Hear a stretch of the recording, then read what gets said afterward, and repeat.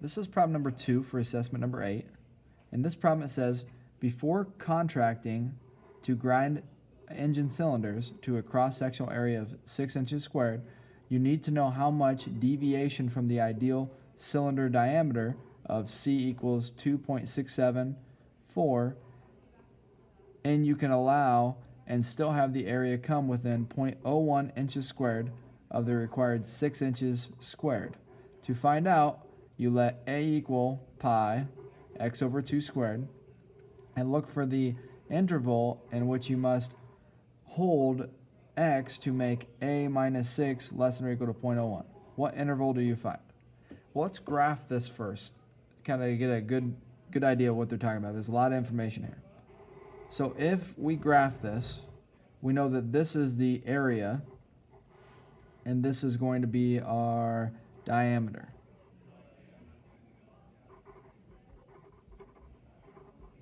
So I'm going to mark those off, area and diameter. So the diameter, they say C needs to be 2 and I'll write this here, C needs to be 2.764.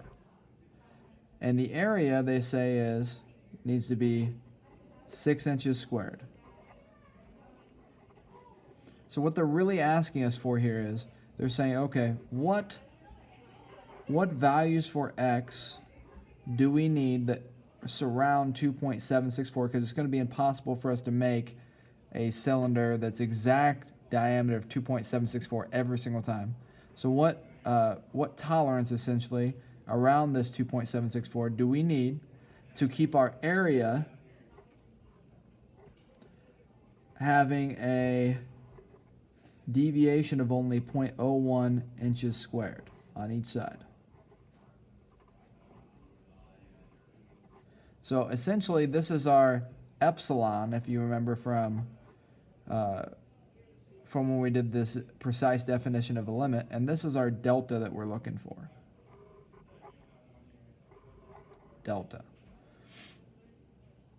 And so if we draw, let's just draw a linear line because it doesn't matter, and we were to go up, I should have drawn this linear line up a little higher. Let me draw it up a little higher. There we go. Let's cross this one out. Sorry, Sophia. We're going to go up, mark that off, draw this one up, mark this one off, and you can see what I'm talking about there. All right. So that was a description of what's happening. What we're going to do is we're going to start with this a minus 6 less than or equal to 0.01, and we're going to just plug this into that function there to find the x values we need. So we're going to say absolute value of pi x over 2 squared minus 6 has to be less than or equal to 0.01. And then we're going to go ahead and solve it. I like to set it equal and then just kind of use the number line to figure out where the solutions lie. So I'm going to set this equal by saying pi x over 2 squared minus 6 equals 0.01.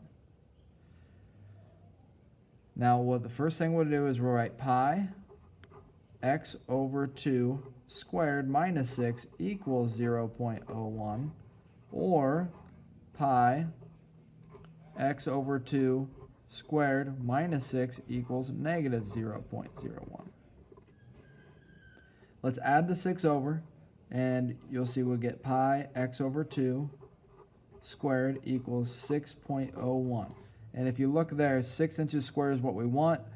If we have a 0.01 deviation, 6.01 on the top side would be the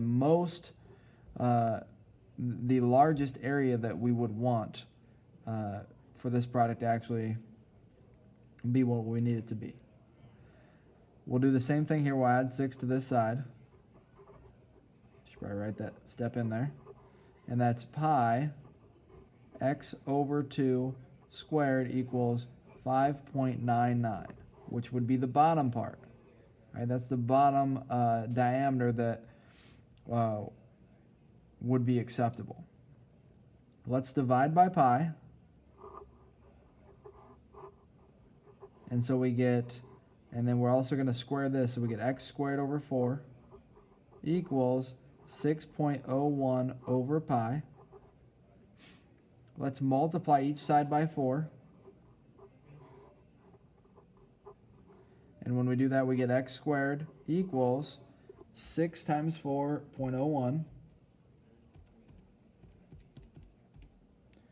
And then we're going to divide it by, so I get 24.06. So I'm going to actually wait for a second. 24.06 over pi. And then we're going to square root this.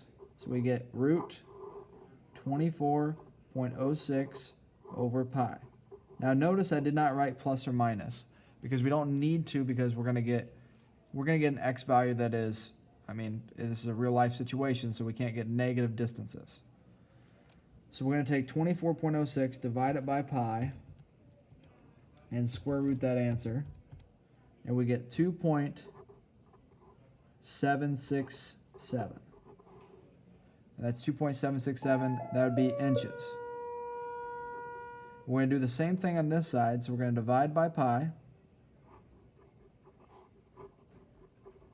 And that's going to give us x squared over 4 equals 5.99 over pi. Multiply by 4. We get x squared equals 5.99 times 4, which is 23.96 over pi. And then we'll square root each side. So we get root 23.96 over pi. So divide it by pi, take the root, and we get 2.762. And notice that those are straddling this 2.64 mark. So this is 2.762, and this here would be 2.767. And we would want to check this by plugging in the middle to make sure that the solutions lie in here. I'm going to tell you that they do when you plug them into the equation here. So we can say that our tolerance is 2.762. This is our interval, I should say. 2.762 to 2.767. And that would be the solutions there. Oh, we want brackets, not parentheses, because these are actually, these work, these tolerances work.